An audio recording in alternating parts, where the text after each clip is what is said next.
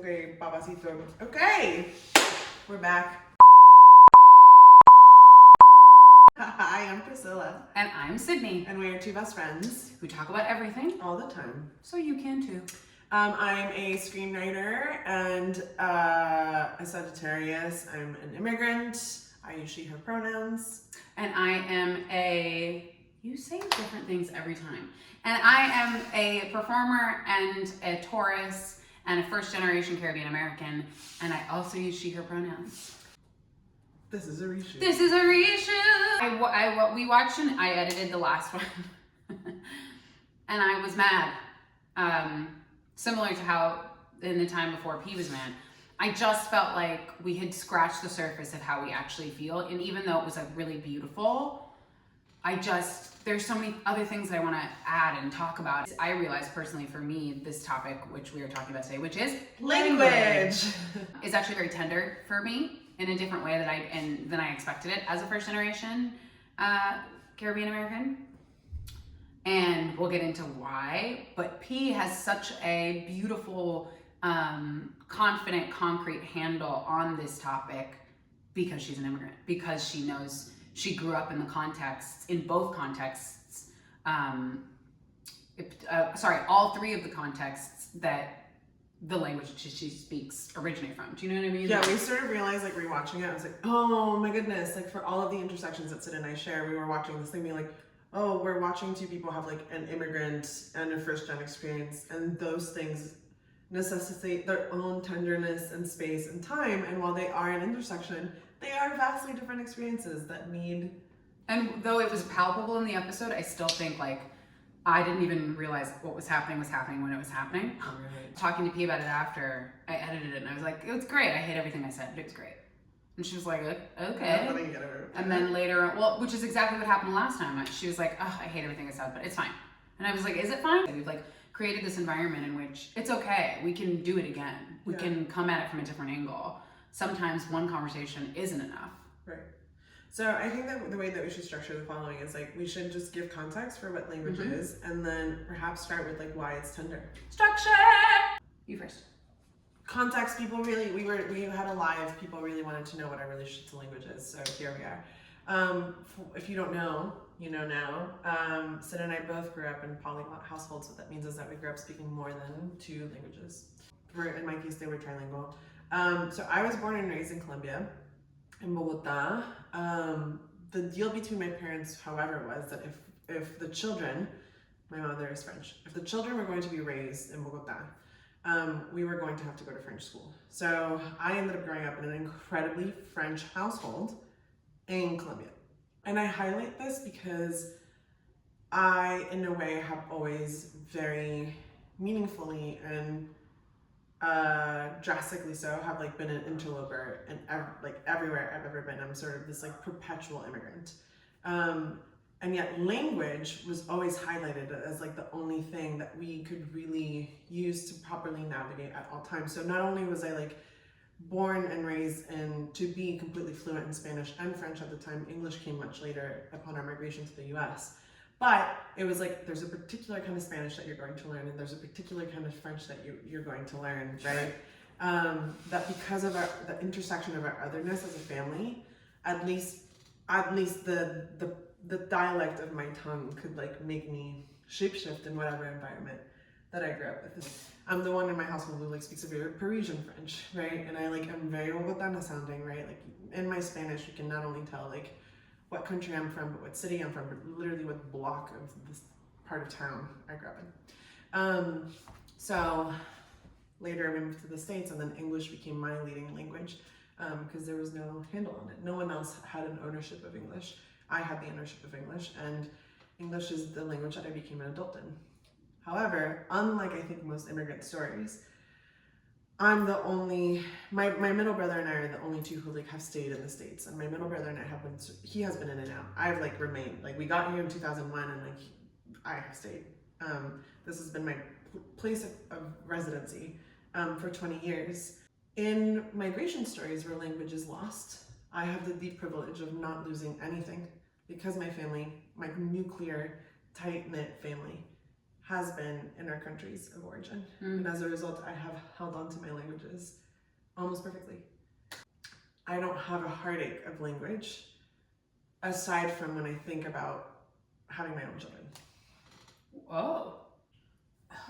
Mm-hmm. Okay, so for me, my mother is from Trinidad, which, I mean, I would say there's a patois there, but she grew up speaking English, as a former British colony.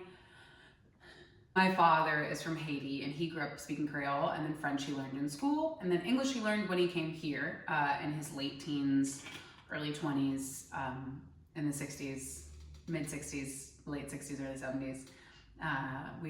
We like to say my father learned English watching Starsky and Hutch, and you can tell like he speaks somewhere sort of in this very like New York 70s 80s jive, and with Haiti just running through his veins. And neither of my parents, even though for having lived here longer than they've lived in their home countries, even though we go back often, they've always retained their accents. My mother was a journalist, and like she was asked more than once if she wanted to sort of neutralize her accent, and her answer was always like, no.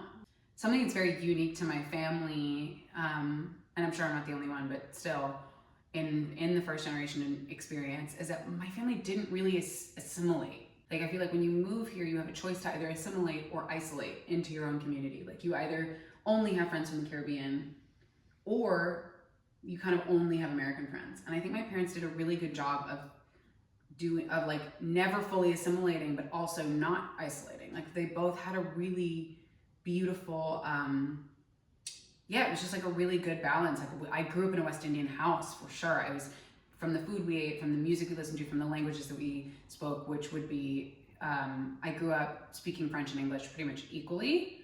And then I favored English because I was a little black girl with an afro and glasses who spoke French and went to a predominantly white school.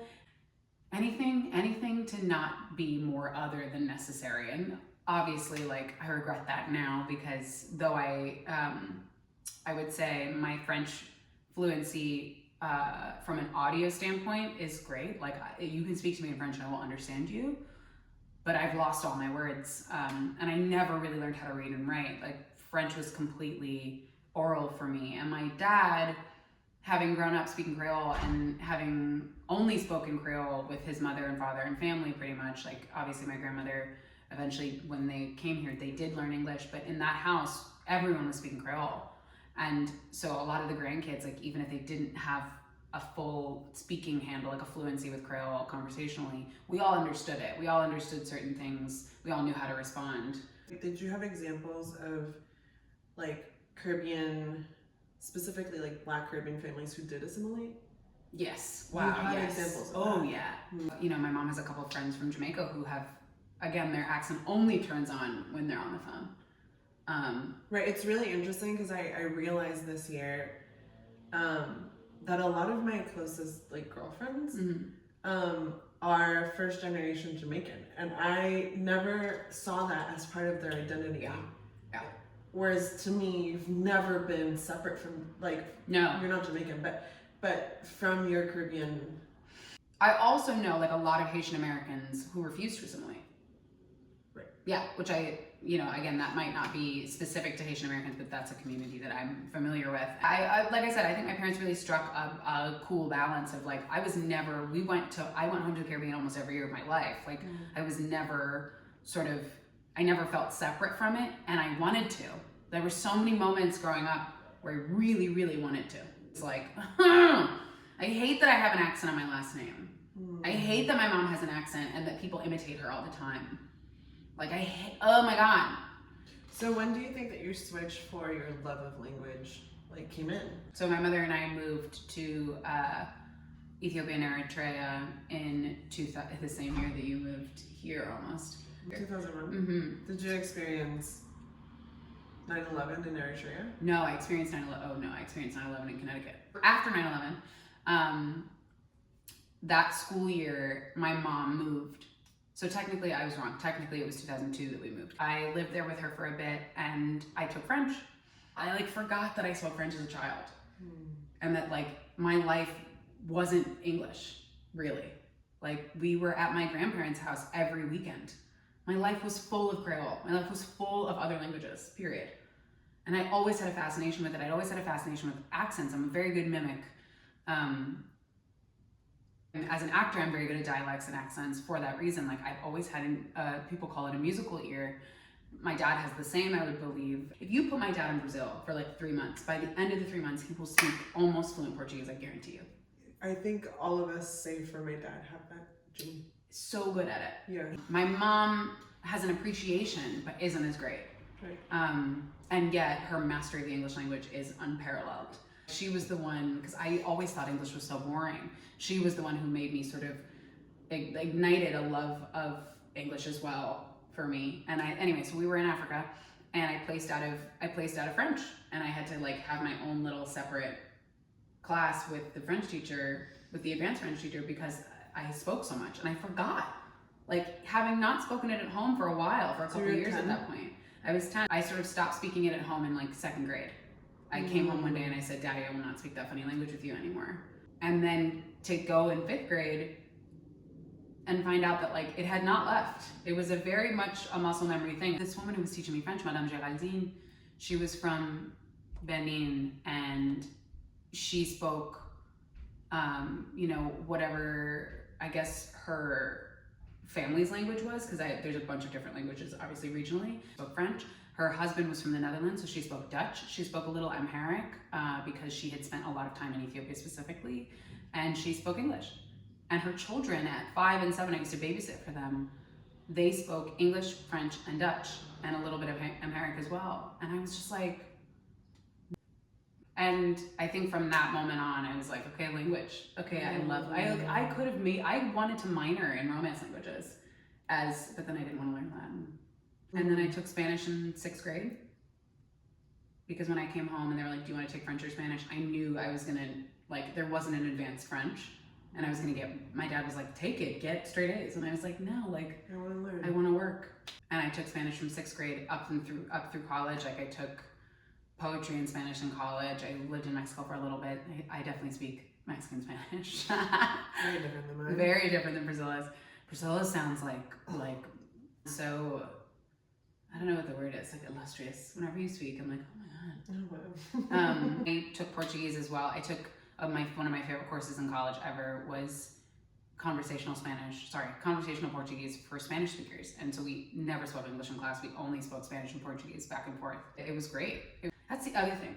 All of my parents' friends have like many contexts. A lot of them are polyglots. So I grew up with all of these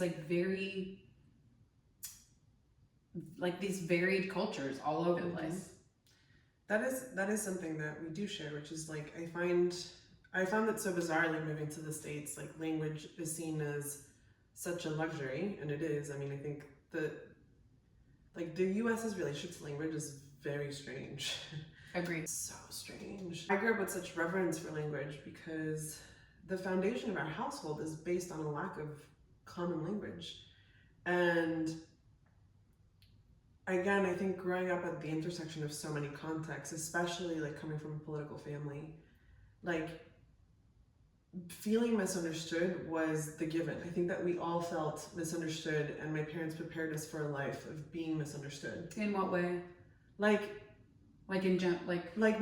Because my parents were both like rebels of their own culture, like never have had like a sense of like patriotism or nationalism or. Why? We both grew up in cultures where things were only done one way. Yeah. My dad grew up in abject poverty, and there was one way to exist in that world, especially with like such a machista existence. And my mom's been an interloper her entire life. France is tenuous because like for a socialist country, it is still very regimented. People think it's like this freedom, but it's really, in Spanish there's the word like cuadriculado. It's like France is very cuadriculado, again, because your sense of order is supposed to be upheld by humans themselves, right, and like not enforced. Right. So they do. And I think that both of them like grew up like big rebels against their thing, and were teaching their children to be rebels and curious and questioning. I didn't grow up with parents who were like, that's just the way things are.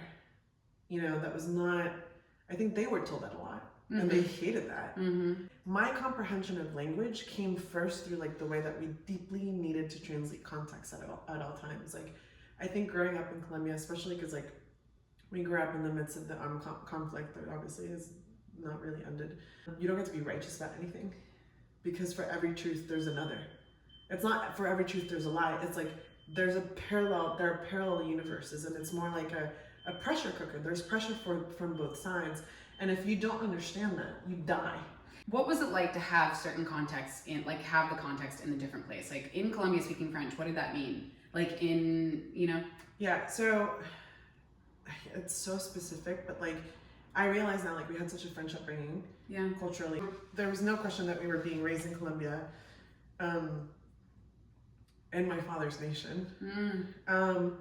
And also our French upbringing felt like the safety. French language was often the way to like camouflage ourselves, to not be made so available. That is to society. Crazy. That's more so what it felt like. And that also became true because France is the only experience of childhood that I had that didn't include like bulletproof glass. Flip side was getting to France, never being accepted as a French person, always being like the kids from a third world. Wow. Getting to France and experiencing like such intense xenophobia. Still, like I don't think that the French, I will never be French enough for the French. That is also, it's a hard thing to navigate because despite being more culturally French, like there's so much. Despite having literal perfect Parisian French, like I only realized that when my father was speaking to Priscilla. I was like, oh my God, listen to my father's accent versus Priscilla's accent. And it's such a weird thing in my family. At least speak Parisian French. So there was so much gatekeeping of our own Frenchness, despite my French ass mom. The traditions of Colombia, we did not grow up with. Yeah. Like we didn't experience that in our nuclear household. So then to like be raised in a culturally French environment, entirely so, move to France and experience the French always gatekeeping you out of the thing that you are a part of. It makes you resent the thing that you are entirely. Yeah. There's a reason I don't discuss Frenchness on my platform. Like it's like people are constantly like, talk about Frenchness, and you're like, no, the end. Like it's just like. You would say you have the best handle on English in your family. Yeah, and I think everyone would like agree on that. Everyone would agree. Like what's the progression? What is the progression of language? And I asked my dad recently, I was like, why did you choose to speak French with me? And he was like, to be honest, because I didn't have time to teach Creole. It was too, like, Creole is an oral language. I would have had to have been around a lot. And my parents both worked full time. My parents worked a lot when I was a kid. And he was like, I would have had to have immersed you in Creole all the time for you to have really been able to pick it up. And I'm not saying that, like, you can't be a working parent and teach your child a language. Obviously you can, but I think French, he knew that I could also get reinforced if, in school, if need be. And that's actually what ended up happening. And my mom, I think to be fair too, Creole would have been much easier to learn as well if my mother was also Haitian, but because my mother is from Trinidad and doesn't understand Creole, does understand a fair amount of French, it was just simpler. I think something that I wanted to touch on last time that I didn't realize what was happening is that when you're first generation American, you have this very weird, sometimes you have this very weird shame if you don't have as strong a connection to your parents' culture or your grandparents' culture as you would like. And I won't say that I didn't. Like I said, like from the food that we ate to the music that we listened to, there's like a lot of Haitian things in my life that I sort of ignored or like discounted as part of my upbringing because I didn't speak Creole.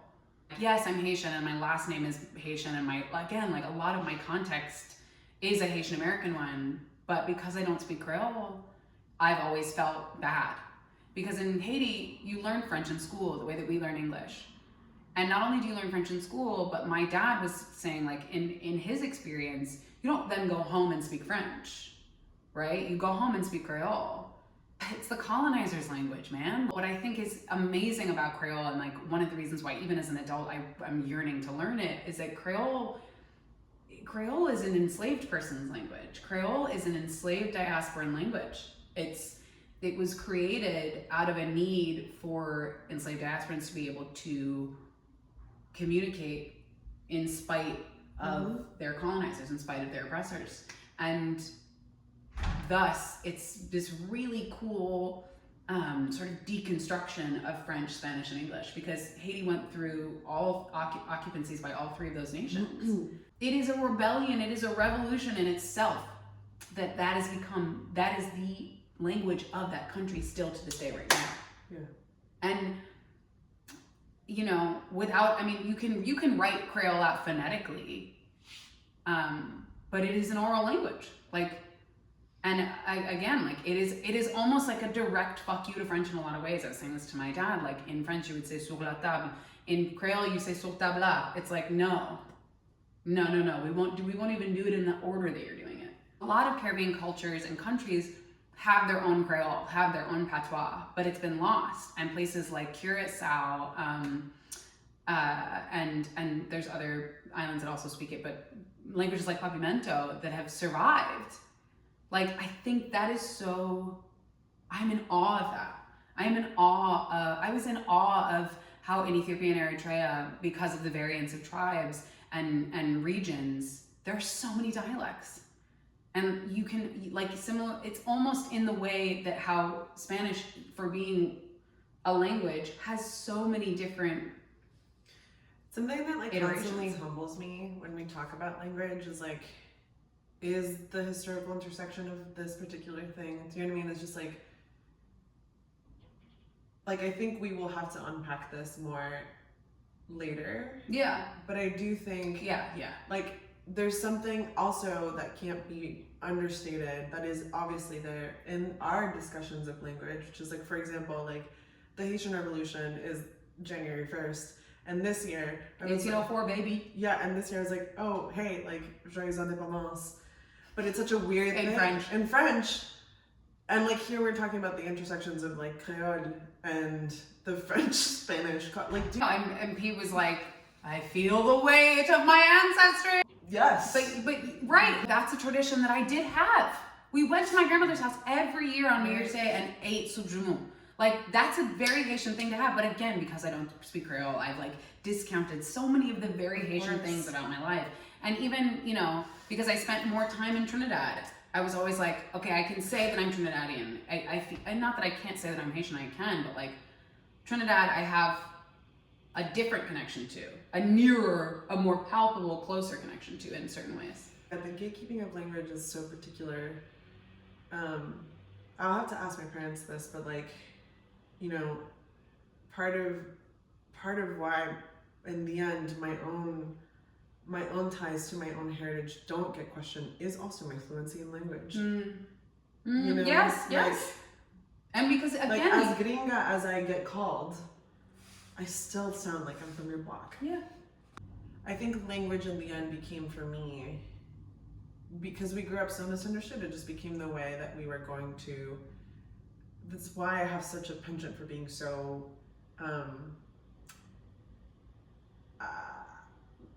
so accurate with my word. I'm a wordsmith, I literally write words for a living. Like I think being able to, I'm constantly humbled by our ability to translate energy of our brain into words, you know. And I think I grew up really having to and wanting to have to do it most accurately. And that's, I think, where I get my penchant for impeccable word. It's, you're so misunderstood here, you're so misunderstood here. The context, like translating not only language but context at all times. Yes, I think we share that. Yeah, which is, we have very rigorous households that way. It's the way that you survive. True translation must include a translation of context, and a true translation of context is a true exercise in empathy. If you really understand the context and language of someone in the moment, you understand their history.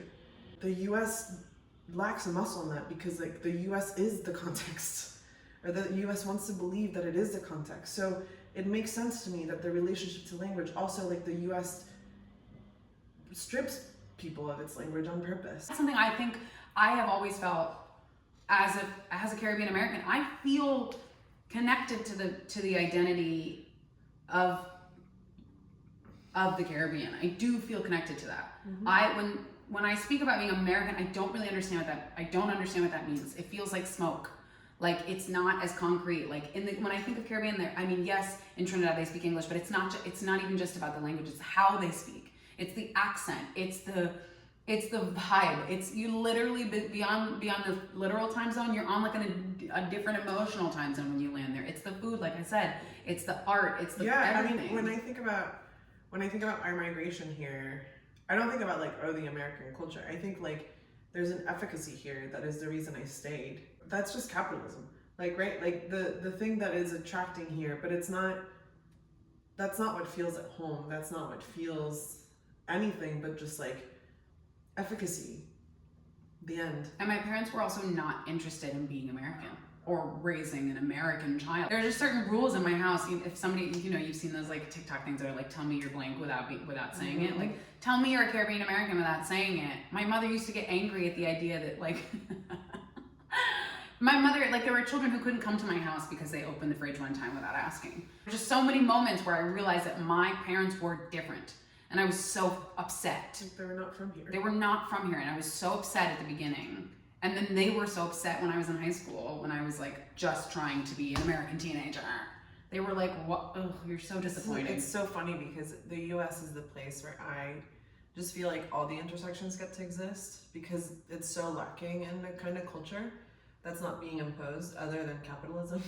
Yeah. Like, talk to me about the context of your Frenchness, like about being from Savoie. Yeah, well, there's a different like locality. Like locating yourself is like a practice that I think my family has always had, which is like, it's like the lineage of how Savoie is the land that we are from. Means we speak a certain kind of French. There's a patois here that we must learn. A locality of food and mountain like that in France it's the currency is culture and culture is regional. Right. So in terms of children, in terms of I want to go back to your comment before, in terms of like, I know already that you would rather impart Spanish and Colombia and Bogota specifically onto your child than you would Savoie, even though they're equal parts of you, I would say. Yeah. What scares you about that? Like, language has different purposes in my brain, right? Like, English is the language that I can best communicate in that it's the language where I became an adult, and it's a language where it's quite literally the way that my brain learned to think about myself. Yeah. You know, We talked about that with French. Like for me, French is also the language of my childhood. Like lots of like answers and responses, and yes, I've eaten. I grew up like feeling like the dumbest person in my house, and it's a hard thing to combat given that my parents are brain doctors. But I think as a result, I grew up with a complex that I was very dumb. Or not very dumb like out in the world, but in contrast, and that I always felt like I was catching up. I'm always catching up. And English is the first language in which I came into my own, and that I felt like an ownership of my own brain and my own thoughts. So that is a gift and English is so vast and malleable. It gave me that gift. Yeah, English is a language in which I can say this is the actual thought that I had, and I can read it back and be like, that's exactly the thought that I had. I have properly translated energy into words. But as far as like Spanish is concerned, like Spanish is my father's tongue. My father is my first memory of love. You know, like my father is the first way in which I experienced unconditional, true, vehement, endless love. That is Spanish language to me. I want to share that. Yeah. I have such fears of ever losing that.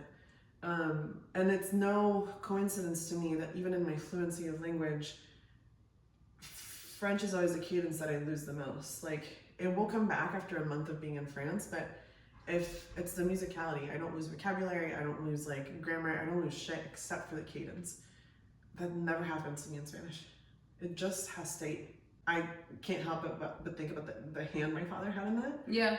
Because sometimes it truly feels like my dad just feared so much for our safety that he did everything to My dad loves, I mean, talk about someone who like knows that country in and out. I think he wanted to show us that. He wanted to show us like El Riachuelo and the waterfall, and again like the crack of a chicken's neck, and yet had to protect us through that. So it just feels like French in and of itself is just like, it feels like French is like the bulletproof glass, you know, but like Spanish is the way that the world is painted. Ooh, that's a beautiful way to put that. I mean, I get it. My sister married a Haitian man, and at first we were all like, what? Not because he's not lovely, but just because we were like, I thought we made a rule. And we cover this in our live. Yeah, no shade to Haitian men. I do understand. It feels like home. It's a home feeling. It's a familiarity. It's like a thing that you don't have, that you can't put into words, but you need to feel is understood and validated, and it doesn't necessarily. It's not fun to have to explain. Again, it's like one of the reasons I said to my grandmother and my mother's mother recently, I don't think I want to marry an American, or at least not an American who only has an American context. Like there are things I don't want to have to explain. It's not because I don't want to teach somebody else about my culture. Of course I do, but there are certain experiences, again, that I don't want to have to explain. I don't even think I could be with a Colombian who like only knows himself or themselves in only a Colombian context either. Like, I think that's true part of my existence, obviously full of privilege within it, but like otherness has shaped me. I'm a perpetual immigrant. And that is our intersection at its core. Like, you are an immigrant, I am first generation, but the level of other that we have experienced is very, very same but different. The amount of contexts that we have experienced, again, for that reason, is also same like different. Someone who's never had to translate context, someone for whom like cross-contextual understanding is not in their repertoire. Like, that's what makes me nervous about J Balvin.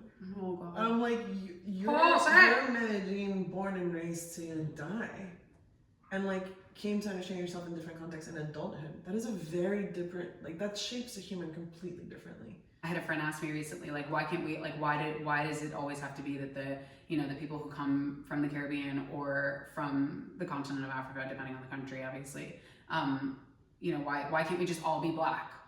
Why can't we just all be black in America? And I was like, because like it is a very different experience. Like, my father experienced othering within his black community because he wasn't American.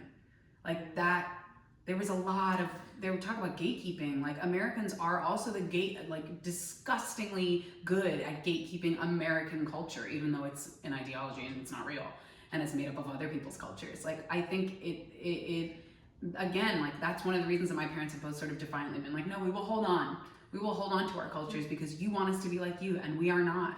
This is very different, obviously, because blackness isn't an experience that I hold, but I think that is so much of what I felt when I came here with Latinidad in general. Yeah. Like, I didn't want to be lost in a melting pot, in a fake melting pot of like Latin American descendants. Like, no, I know that there's a lot of first generation Latinx folks love it, and also who feel the same shame I feel about not speaking Spanish. Yeah, well, the Spanish language in this, it's so difficult. Like, that is. See, this is a complicated thing about the thing, because I do think that there is like a sort of subculture of Latin American descendants in this country that does. I thought that that's what we were talking about. I was like, yeah, my expression of Colombianness is entirely different from that of my parents because I've been here for 20 years. Right. That to me is an American thing that happens. It's like it's the Colombian American. Like, I used to think that Latinidad was like the hyphen. And I thought that we were all in agreement about that. Hashtag Latino gang. Yeah, hashtag Latino gang. That's not right. But that is the only way that I understood that Latino made sense. I was like, oh, this is an American expression of our otherness. Wow. Yeah. Then we go home to our contexts and people are like, oh, you're the American. 1000%. And that is so crazy because that's not the life that we live here. We're not American enough for Americans, but we're also not our own context enough. Well, I'll speak for myself, but I'm also not West Indian enough to go home and, claim to be Trinidadian without being Trinidadian American, or claim to be Haitian without being Haitian American. I will say, and I don't know if you feel this way, but like, somehow I feel that if the US does feel the only place where that's not threatening to me. If I don't belong here, I'm totally okay with that. Right. There are other things that will make me belong here. It hurts a different way. Yeah, I only want to belong there. Yeah. And I don't. I think I went through a period of time as a child where I was like, fine, I'll just be American. But that also didn't feel right. That felt like a show. Yeah. And now I'm like, no, I get to be all the things. And I think language is the only thing that sort of brought me back. Language is what brought me back to that. Like I speak better Spanish now than I speak any other language. I speak Spanish well enough to be able to sing it, I'll say that. Language is the only way I've been able to understand the nuance of myself. Language is the only proof that I have that you can be many things at once. Language is oh my God, it is. I find it to be the key to life, like you said, like the key to understanding your place in the world. Right. I want a household where my children speak multiple language. I want a household that has multiple contexts because it has better equipped me to go through life. We said this in the last one, I want to say it again. We are the people that you take to the like multi-delegate, diplomat dinner. Like we are the people who not even like no cap. That is our life. Yeah, we both have that. We both have that experience. Like, I just remember looking at my mother at my 4th grade graduation in Connecticut, where all the moms were like white and wearing Lily Pulitzer, and my mother having just come home for graduation, having lived in Africa for a couple months at that point, showing up in like a beautiful tailor-made Ethiopian outfit from like head wrap to toe in her Trinidadian context. Like it was my mother was like the embodiment of that. My dad is the same. Right. My dad, sort of looking like he just left Portofino, always, all the time, looking like having the sort of air of Vincent Cassel as a person, but being a Haitian person in America and like speaking like Starsky and Hutch, like right. But what you hit on is like I think oftentimes like within a U.S. context, like language is seen as such a privilege, like that you buy just to have it, as opposed to a privilege that you have because you need to navigate multiple contexts. Yes. You know what I mean? Yeah. That like language was only just like I take French classes, and you're like, okay. That doesn't impact your context whatsoever. No, but we've talked about this in terms of our dad's culture specifically. Language is your way out. You learn French and you get to go places with that. That means you were educated in Haiti. Yeah. And still that we are meant to transcend it in every shape and form. I wrote this on Instagram, but like my parents met without having a common language. The basis of our household was that translation of self and context and humanity remains the most important. Like, language is a bare tool to simply understand other humans better. Mm-hmm. And is why it's so allotted and so important in my family to communicate well, because these two humans fell in love and like had to learn how to do that and wanted to make sure that we had the most tools to be able to understand other people. Yeah, and I think both of us have a deep-seated fear that our children will lose that. Yeah, it truly makes me panic. Because even like in the different Spanishes that are possible, like I've never shared another language with a human I have dated. It's really hard for me to think and wrap my head around the fact that like I could date someone who can't communicate with my dad. Yeah. Like, my dad doesn't speak English. I'm like, what? Before I wrap, I want to talk about our favorite words. Because I know that people are like, they're talking about language. We want to hear them speak. The language is the way into either of our hearts, to be honest. And also, I think if I wasn't a screenwriter, I would have ended up a translator. Yeah, and that's so funny. That was like also one of my dream jobs. My mom used to work at the UN, and I was always like, if I ever worked in that capacity, that's what I would do. Okay, favorite phrases. You first. Oh, really? Fine. Go. Okay. French. I would say tant pis, which is too bad or tough shit. I just like think it's the perfect response to everything. It's literally. You don't speak other languages? No, tant pis. Also, for one that I have thought of later, is my grandmother's name, Victoire. It means what it means. Don't interrupt me when I'm about to say something poetic. Victoire. It means victory, obviously, but it's also, for me, imbued with memories of this woman, this very strong Haitian woman for whom I am named. She's one of my namesakes. My full name is Syd Victoire Marilyn Sante. It's a family name, and it's like, it's not even, I can't even just consider it a word. It really comes with an emotional thing there. Spanish would be two phrases, or a phrase and a word. For the word, it would be garganta.